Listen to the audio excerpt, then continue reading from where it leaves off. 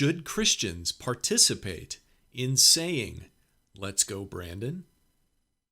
Absolutely, yes, 100%. I'll even tell you why.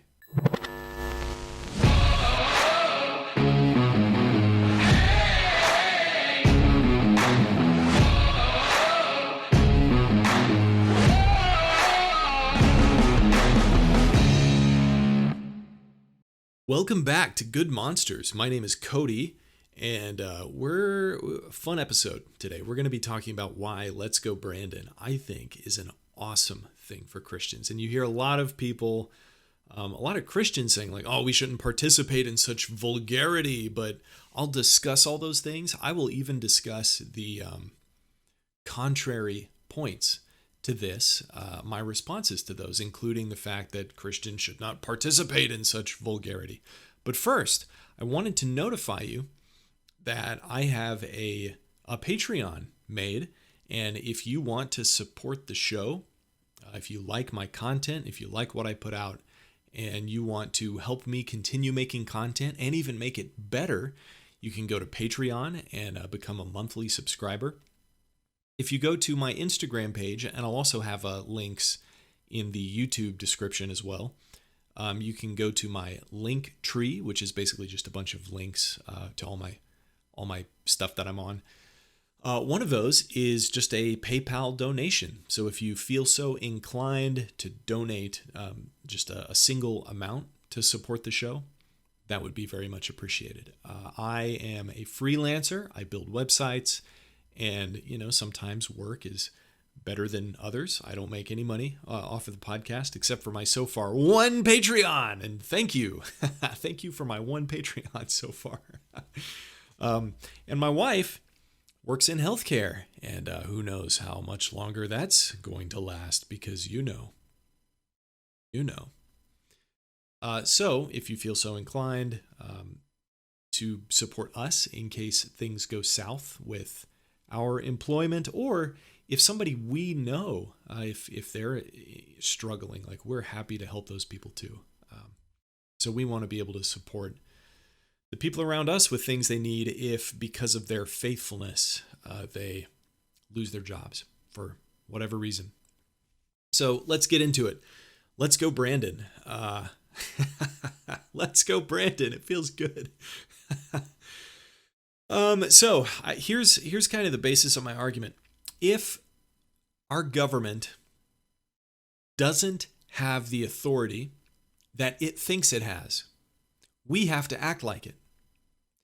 If we act like it does have the authority that it thinks it has, and that authority that it thinks it has is an overreach of their God-given authority, then we are affirming that they are our Lord and not God.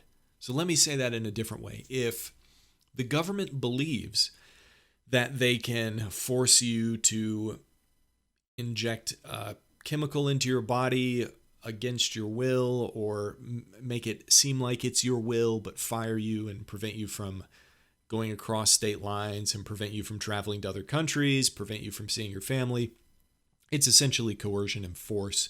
If they back it up with millions of dollars worth of propaganda, if they get slimy people to interview from different religions and different races, all to convince you to get this vaccine, there is something seriously wrong with that. And that is an overstep of their authority, because they just don't have the God-given authority to do that. Governments, biblically, need to punish evil and reward good. This is exactly the opposite. If somebody is being faithful to God here, and they choose not to get the vaccine, or not to cover their faces, or choose to keep their church open, that is faithfulness to God. I've talked about all this in previous episodes. You can go listen to those if you're like, well, why is covering your face being faithful to God?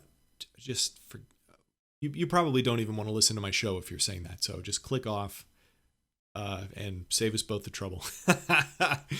But if you're one of the reasonable people who agrees with me, or if you're one of the unreasonable people who is actually willing to hear an opposing perspective, go listen to those other episodes. change your mind, and then come back and listen to this one because, you know, it's an overstep of authority biblically to force people to do the things that our government and many other governments around the world is forcing them to do. And if we act like it, if we comply, if we do the things that they want us to do, and there are plenty of biblical examples as to why that's totally okay for Christians to do, to defy tyrants, then if we do not comply, that is faithfulness. If we do comply to these things, to tyranny, to rules that people don't have the authority to make, it's like if a stranger walks up to you on the side of the street and says, wear this hat, it's for your health, it's good for you, and you're like, why? And they're like, just because I said so, you gotta wear it. You would resist. A reasonable person would resist. And a reasonable person would also think, man, there's probably something dangerous going on here. There's probably something wrong with this hat. Is this gonna harm me? And then you would resist even further if you were reasonable.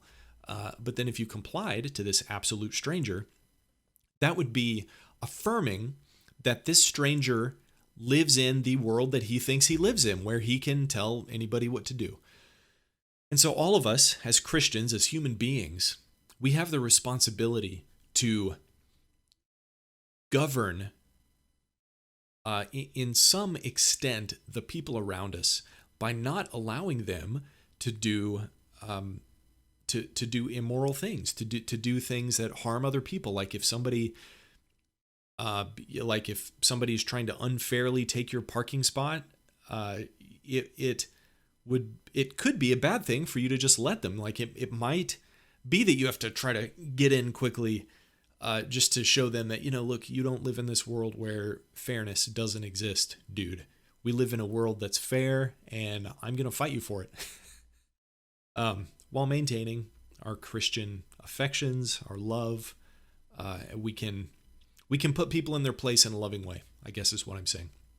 So as Christians, we have to not act like anybody, but especially our government, has the power that it thinks it has if it is overreaching in its authority. Hope that makes sense. This is kind of what this is built, the rest of this argument is built on. So if you understand that, the rest will follow. Now, let's go, Brandon. I have 3 reasons why this is a wonderful thing for Christians to say, to participate in. I think it's a wonderful thing that has happened where we have access to this new phrase that we can use. And it's a wonderful alternative to the original form, F. Joe Biden. Hey, look, by the way, if you're not familiar with what this means, I'll just give you a brief history. There was, I guess it was a NASCAR race or something. There was some event, and one of the racers was being interviewed by some TV reporter, and in the background, the crowd is chanting, F. Joe Biden, F. Joe Biden. But they're not saying F, they're saying the F word, the full thing, on live television. And you can clearly hear what they're saying. And, some people would say, well, they can't hear it from the track and it's hard to understand. And she just made an honest mistake. Well, she might have. It might be true, but I don't think it was an honest mistake. And if it was an honest mistake or not, irrelevant. Doesn't matter. She, in talking to the race car driver, she referenced the chant that was happening. But instead of F. Joe Biden, she either intentionally or unintentionally, I don't know, probably intentionally, because it seemed as though, if you could hear it clearly from the camera, then you could hear it very clearly from, standing exactly where the camera is on the track. So she probably knew exactly what they were saying, but had to do her job as a newspaper or as a TV reporter and lie to the American public and gaslight and twist what was happening into something that is supportive of the race car driver, and his name happened to be Brandon, and because F. Joe Biden, it kind of sounds like let's go Brandon. She said, these people are great, saying let's go Brandon, and he kind of looked at her weird. But from then on, the phrase was born, let's go Brandon, as an alternative to F. Joe Biden. And it's yeah, I'll just give you the three reasons that I've come up with as to why I think this is a really fun phrase that Christians totally have the freedom to participate in. One is that it comes from the left. The left has given us this phrase. It's not something that the right has invented out of malice or hatred. The left has created the phrase, "Let's go, Brandon," and they have given it to us on a silver platter. So it originates with them. It is of their own creation. And it comes from one of the most blatant, obvious examples of gaslighting on live television that has ever happened. You know, people on live television, people in the news, the mainstream media, they will lie to you constantly about everything. But rarely is it so obvious as the thing is happening on the camera at the exact same time as the lie. Rarely does that happen at the same time. You know, there will be logical inconsistencies. There will be things like, oh, I obviously know that that's not true and they're lying to me. There are those situations that happen all the time. Way more often than not. Just turn on CNN, listen to it for 5 minutes, and you'll probably hear some kind of garbage.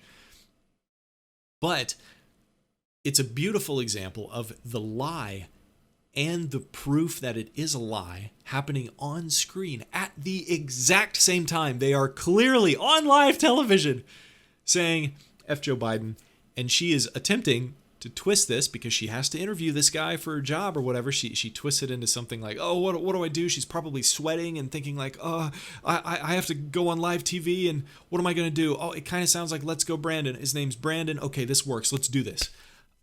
That's probably what happened, and it's great. It's an obvious example of gaslighting. What gaslighting is, in case you don't know, is when you try to convince somebody of some kind of different reality that's happening. Like, you know it's not true, they know it's not true, but you act like it's true, and you know, you try to get everybody in the same boat as you. Like, yeah, they're saying "Let's go, Brandon." Obviously, it doesn't matter that it sounds exactly like they're saying F Joe Biden, but you know, it's "Let's go, Brandon." You know, obviously, of course. That's gaslighting, to try to convince somebody of a lie, to feed into that and to convince them that they're wrong about that is gaslighting. It shows it shows them. It shows the left, because they have created this. It shows the left that their stupidity and absolute denial of reality can be used against them.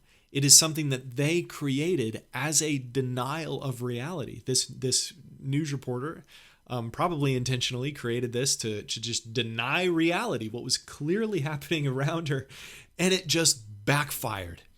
And so we can use this phrase against them, not even changing the phrase. We're using her phrase against them, and it's beautiful. That's point number one.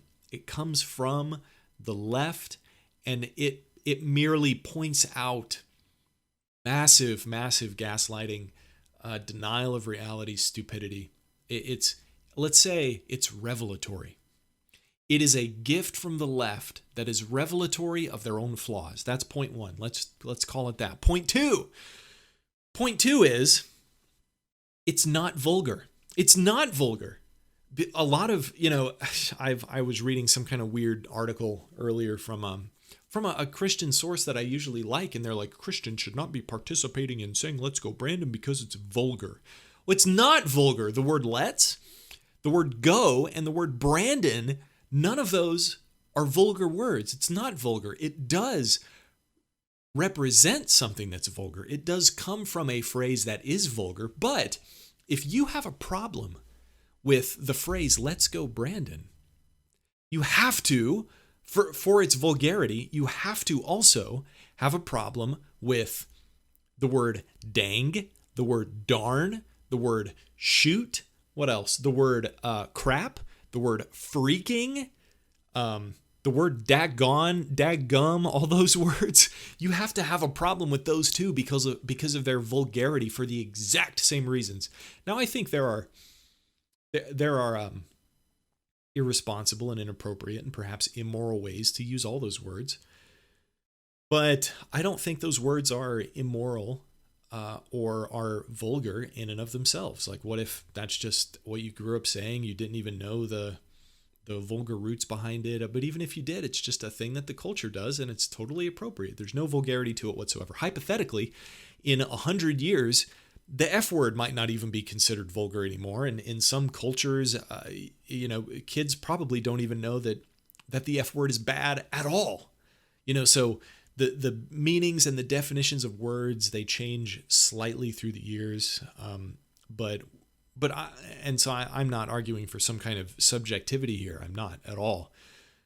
But vulgarity is in the word itself.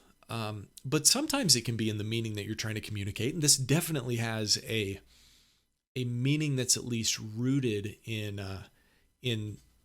it's got kind of a harsh meaning. And that's I'll talk about that in my third point. But my second point here simply is that it's not vulgar at all. And Christians and conservatives in general, and if you're a Christian, you should be a conservative, not because just because like the Bible gives us these conservative values. So that's something you should think about if you know Christians who are not socially conservative, who do not have traditional values and values that align with Scripture, and are voting for people who want to murder babies. That's something that Christians ought to be against. So the phrase itself, it's not vulgar, and conservatives and Christians, they are typically the kinds of people who want to avoid vulgarity. But again, this was a beautiful gift because they have given us a new word that's like darn. It's not vulgar at all. It's totally appropriate to say. You can say, let's go Brandon anywhere. It might be offensive to people on the left, but you could say it to children. You could say it to old ladies. You could say it in church. And, it's maybe before it, the words let's go Brandon themselves have no vulgarity to them in and of itself. I guess that's what I'm saying. Now there is a sort of vulgarity behind it. But I wouldn't say it's vulgar in and of itself, which makes it more attractive to Christians and to people with more traditional values. And that's a cool thing. It's a gift. It's a wonderful gift that they've given us. A wonderful weapon to use against them. Point three is it's far more effective. It carries a different and a more substantial meaning than the phrase F Joe Biden. It is more effective and it's got more packed into it. Because like I said, it points out the gaslighting.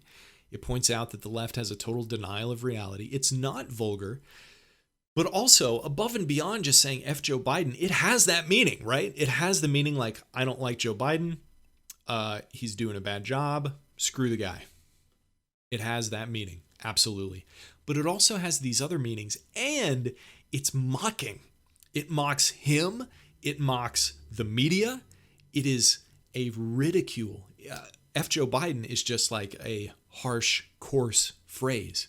But let's go Brandon has all these other meanings packed into it, and it's more effective. It communicates more meanings more effectively. And I think that is a wonderful, beautiful thing. And it's appropriate, the words, because of the lack of vulgarity of them, it's appropriate to say anywhere, but to communicate the same meaning and a lot more than the original phrase, F Joe Biden.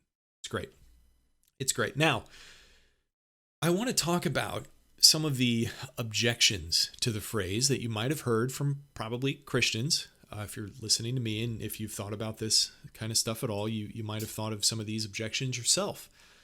So I want to talk about a couple of common objections to this. One is it is vulgar. Well, it's not. So I already talked about that. It comes from a kind of a vulgar place, but it is, let's just use the phrase, it has been redeemed, like Christmas or like Saints Day or Reformation Day on Halloween. Let's just say it's been redeemed. Could say that. Anyway, but another objection that people could possibly have to this is in the ridicule itself.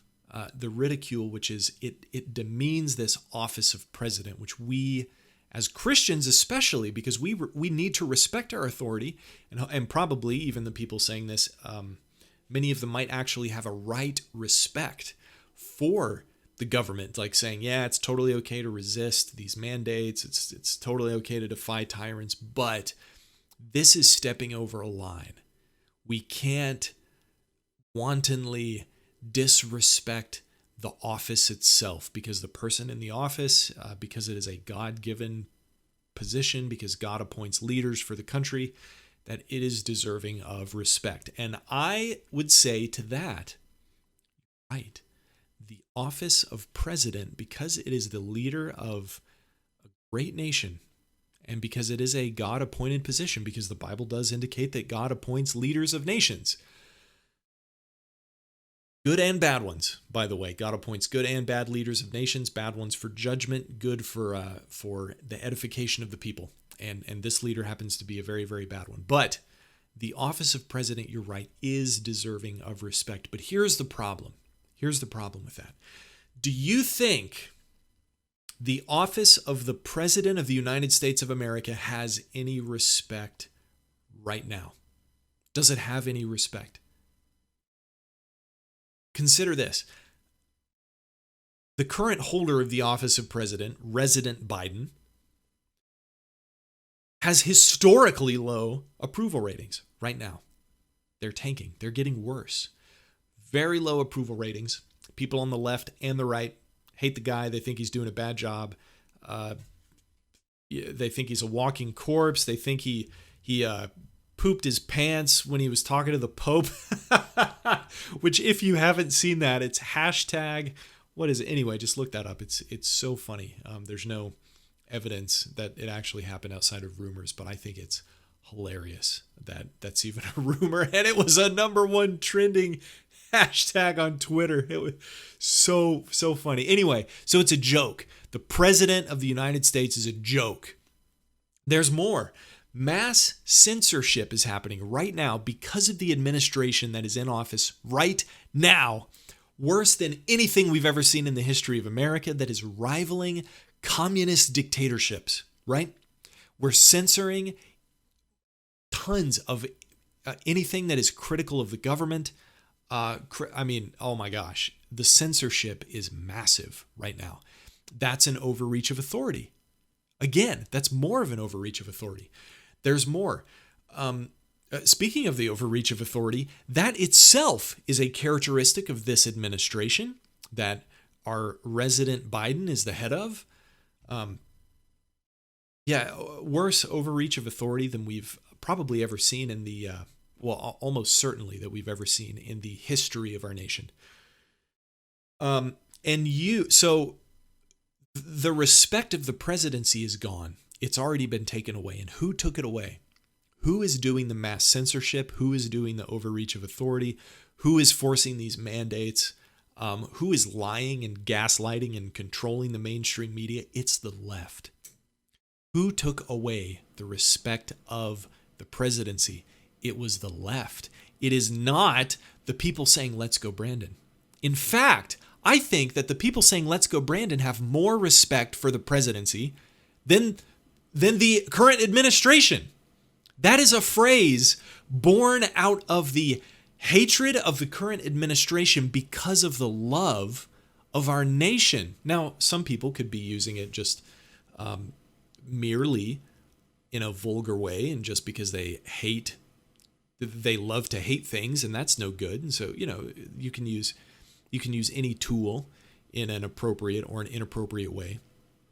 But for many people, this movement, let's say, is born out of a love for the country, and people are using this tool as a way to put the idolatry of the current administration in its place.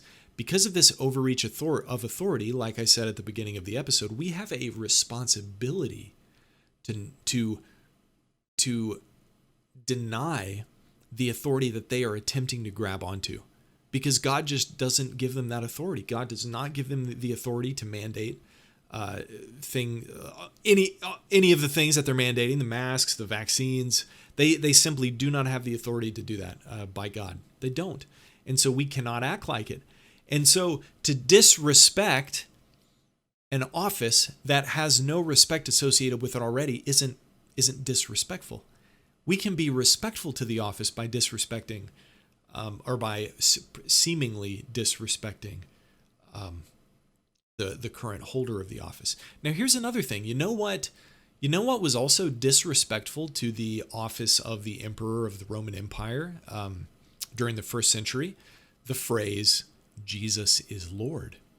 Jesus is Lord was disrespectful to the office of the emperor because the emperor was supposed to be Lord. So that was a hugely controversial thing to say in the Roman Empire at the time. And that was demeaning to the emperor. And so if you think something like, let's go Biden is demeaning, let's go Brandon is demeaning. Christians have been saying things like this for, literally ever since the beginning. Jesus is Lord. And they probably said it with a smirk on their face too, not just because they're saying Jesus is Lord, but because they're also saying that Caesar is not. And I think this is a wonderful way to say, Biden is not Lord. Let's go Brandon. And it's an encouraging, the phrase itself is an encouraging word, like, let's go Brandon. People across the country are shouting, let's go Brandon, with Biden in their heads. They're saying, let's go. And they're not even saying it out of hate. They're saying it jovially. It's fun. It's like a rallying kind of exciting, fun thing to chant. Nobody. Well, it's cool. I think it's cool. I think it's a fun thing to say, and it makes me laugh when I see a lot of people chanting it with smiles on their faces. You don't see a lot of people saying F Joe Biden with smiles on their faces. They're usually angry, but plenty of people are saying, let's go Brandon, and they're laughing, like me. So what you could say to that is like, well, let's go Brandon just puts down a person, but Jesus is Lord is different because it is a phrase specifically meant to glorify God. And I would say one, Jesus is Lord had that dual purpose. It had two purposes, one to lift up God, but also one to take down the emperor. But I would also say to that, well, should every word out of our mouth be encouraging and be edifying? Should it be positive, every single word that comes out of my mouth? If you say yes, then you're saying that Jesus was one of the worst sinners there ever was, at least in this regard, because Jesus was all the time saying things that were not encouraging to the people that he had problems with, like the Pharisees. Sound familiar? Woe to you hypocrites. Ooh, that doesn't sound very encouraging and edifying. Yikes. Jesus must have been a pretty bad guy, according to your theology here. Sons of serpents. Sound familiar? You look like your father, the devil. Oof. That's not very encouraging and edifying, which means the people who say that have some things mixed up. Not every single word that comes out of our mouth has to be encouraging and edifying. In fact, there is a time and a place to criticize, to insult, and there are many other places in the Bible too that encourage that.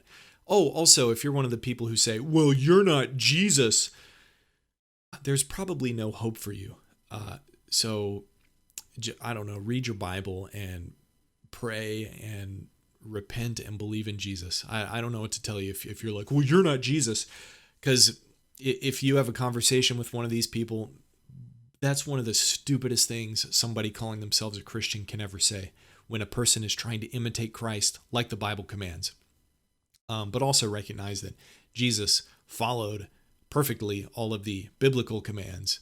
And then also it says that, if you love Jesus, you'll follow his commands. His commands are God's commands. So kind of reveals a serious problem if some idiot says, well, you're not Jesus, whenever you say, oh, I'm imitating Christ by calling out sin. Yeah, okay. That burns me up. So, in conclusion, here's the conclusion. If you want to use Let's Go Brandon or not, it's up to you. Go ahead. I think you have the freedom to. But the moral of the story is, ultimately, don't live in their world that they're making. You live in God's world. You live in actual reality. Don't act like you live in anybody else's reality that they're trying to build up like an idol. You live in God's reality. And I think Let's Go Brandon is an awesome way to put them in their place. Catch you next time. God bless. Welcome to the end of the video. This is where I tell you that the bad guys would hate it if you subscribed to my channel. They would hate it. You would be doing something that would be so disappointing to all of those bad guys out there if you just subscribe. So, if you want to do something that makes all those people really happy, you know what I'm talking about. Just don't subscribe. Don't watch my videos. Don't comment. And you will make all of the bad guys very, very happy.